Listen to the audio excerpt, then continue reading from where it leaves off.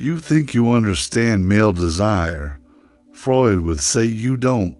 What a man truly desires can be so repressed, so hidden behind social and family masks, that facing this truth can hurt more than you imagine. Before we dive into this uncomfortable territory, hit subscribe if you want to understand the mind and explore what Freud uncovered. Like, share, and hit the bell, because today we're going where most people fear to tread. Welcome back to Freud Without Mysteries. I'm your translator of psychoanalytic complexity into plain language. Today, we're tackling one of Freud's most controversial and misunderstood territories, male desire. Here's what makes this topic so explosive. Freud didn't just say men want sex. He said male desire is shaped by unconscious forces, repressions, and childhood ideals that often clash violently with morality and early emotional bonds. And here's the kicker. Talking openly about this desire triggers shame, discomfort, and genuine psychological pain. Why? Because the truth about male desire isn't what society teaches us. It's not what movies show us. It's not even what men themselves think they know about their own wants and needs. So buckle up. We're about to explore why facing the reality of male desire is one of the most psychologically challenging things a person can do, and why Freud believed this resistance tells us everything. What Freud really meant by male desire. Let's start with what Freud actually discovered about male desire, not the pop psychology version, but the real, complex, uncomfortable truth, the edible foundation first. Freud traced male desire back to its earliest roots, the relationship with the mother. Now, before you cringe and click away, hear me out. This isn't about literal attraction. It's about the psychological template that gets carved into a boy's unconscious mind. Think of it like this. Your unconscious mind is like a hard drive that gets programmed in early childhood. The first woman a boy experiences unconditional love from, protection from, and emotional intensity with is typically his mother. This creates what Freud called the imago, a psychological blueprint that influences all future desires. Here's where it gets complicated. The boy must eventually separate from this first love to become an independent man. But here's what Freud discovered. This separation is never complete. The unconscious mind holds on to traces of this original attachment, and they shape adult desire in ways most men never recognize. The birth of guilt and the superego. But there's more. As this separation happens, something else develops, guilt. The boy learns that his intense feelings toward his mother are wrong according to social rules. His father represents authority, competition, and the law that says she's not yours. This creates what Freud called the superego, that inner judge that monitors and punishes forbidden desires. And here's the crucial part. This guilt doesn't disappear in adulthood. It transforms into a constant inner conflict between what a man desires and what he believes he should desire, the Madonna-Whore complex. This internal conflict leads to one of Freud's most documented phenomena, the split between the sacred and the profane in male desire, unable to reconcile intense sexual desire with the pure, maternal love of childhood. Many men unconsciously divide women into two categories. On one side, the idealized woman, pure, motherly, deserving of respect and protection. On the other, the sexual woman, desirable but somehow fallen or dangerous. This isn't conscious misogyny. It's an unconscious defense mechanism against the anxiety of wanting what feels forbidden. Why this truth is too painful to face. Now let's explore why this reality is so difficult to acknowledge. Why do men and society resist these insights so strongly? The weight of unconscious fantasies. First, there's the sheer power of unconscious material. Your unconscious mind doesn't distinguish between fantasy and reality, between past and present, between symbolic and literal.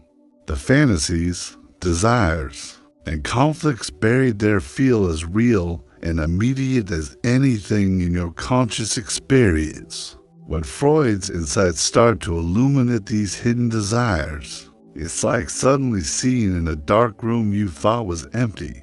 The shock isn't just intellectual, it's visceral, emotional, overwhelming.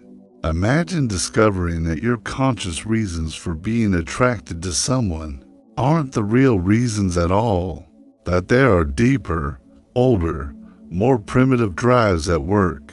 That's not just surprising, it's destabilizing to your entire sense of self, the moral conflict. Second, there's the collision with moral ideals. Most men are raised to be good, to respect women, to love purely, to control their impulses.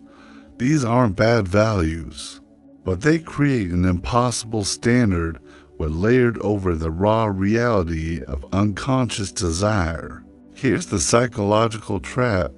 The more a man tries to be purely good, the more powerful his repressed desires become. It's like trying not to think of a white elephant. The effort to suppress something gives it more energy, not less. This creates what Freud called return of the repressed, the forbidden desires. Find ways to express themselves, often in distorted, problematic, or self-sabotaging ways. The shame of being desiring. Perhaps most difficult of all is the shame of recognizing oneself as a fundamentally desiring being. Our culture often treats desire itself as weakness, as something that should be transcended or controlled completely. But Freud showed that desire isn't something you have, it's something you are. To be human is to be driven by forces larger than your conscious will. For many men, accepting this feels like admitting to being fundamentally flawed or out of control. Let's bring this into the real world with examples you might recognize. The relationship saboteur.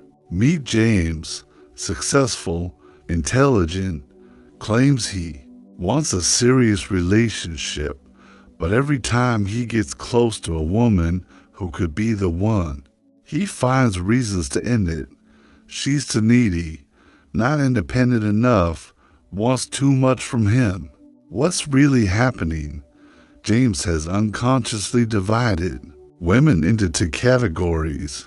The women he can desire intensely feel dangerous, like they'll consume him the way he once feared being consumed by maternal love. The women who feel safe trigger no real passion. He's trapped in a cycle where desire and safety feel mutually exclusive. James doesn't know this consciously, he just knows relationships never work out.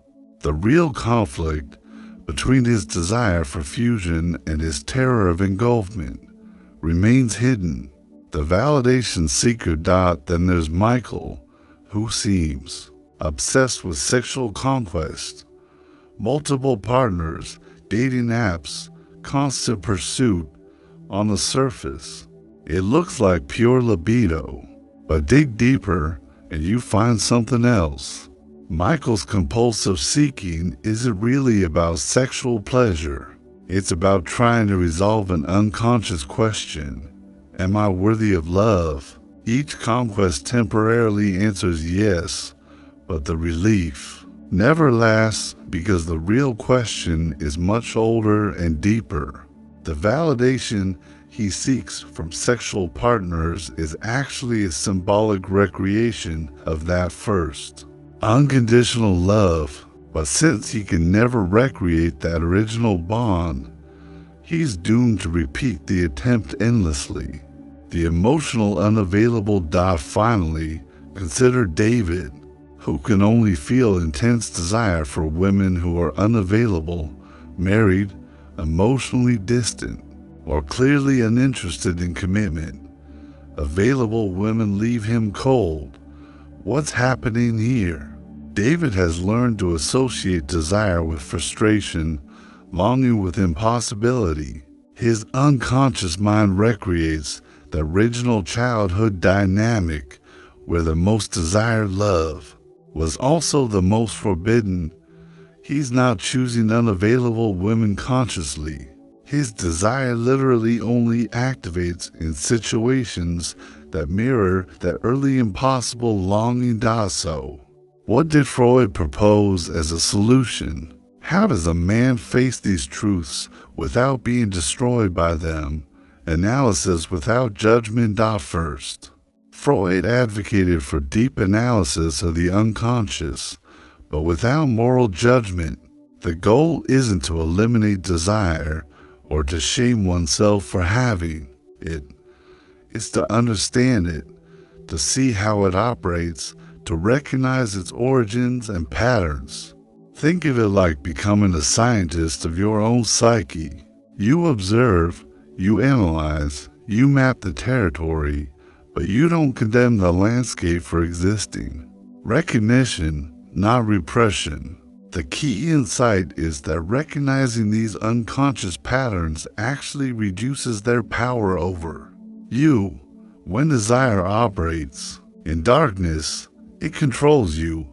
When you shine light on it, you gain the ability to choose how to respond. This doesn't mean acting on every impulse. It means understanding why you have the impulses you do, so you can make conscious decisions rather than being driven by unconscious compulsions. Integration and authenticity. Freud's ultimate goal was integration, bringing the unconscious into dialogue with consciousness. This allows for what he called sublimation, transforming raw desire into creative, productive, genuinely satisfying expressions. A man who understands his desire can love more deeply, create more authentically, and relate to others with less projection and more genuine intimacy. Here are some Freudian tools you can use to explore these territories safely. Dream analysis. Start paying attention to your dreams, especially recurring ones or dreams involving women from your past. Dreams often reveal unconscious desires and conflicts in symbolic form. Keep a dream journal and look for patterns. Free association. When you notice strong reactions, attraction, repulsion, anxiety around desire, try free association. Let your mind wander without censorship and see what memories, images, or thoughts arise. Often, the first thought is the most revealing. Conflict mapping. Notice when you feel torn between what you want and what you think you should want. Map these conflicts. Where do the shoulds come from?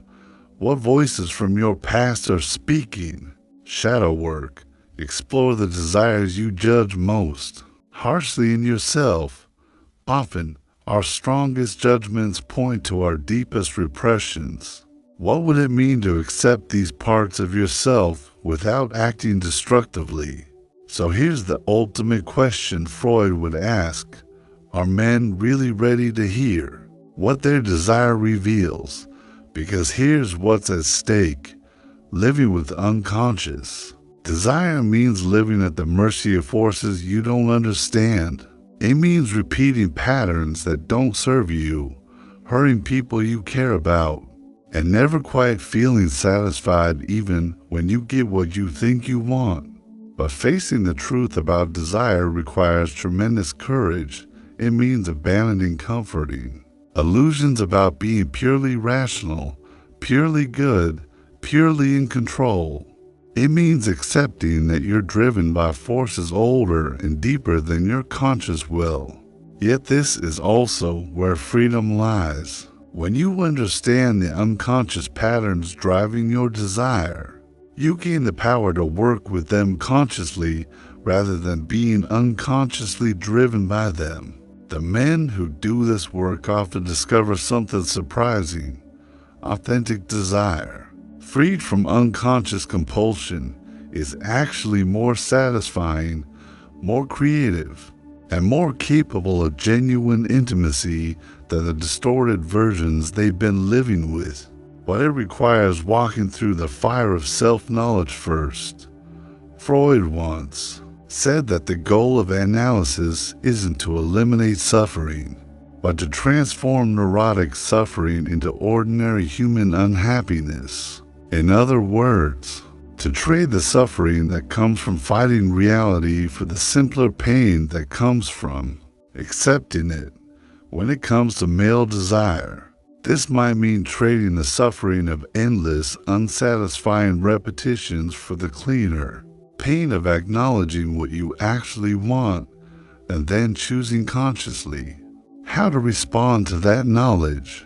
The question is, are you ready for that level of honesty with yourself? So, what did you think? Does this make sense? Have you recognized any of these patterns in yourself or the men in your life? Comment below. I read everything, and your insights often spark the next video. And if this helped you understand something new about the complexity of human desire, share it with someone who might benefit. Sometimes the most uncomfortable truths are the ones we most need to hear.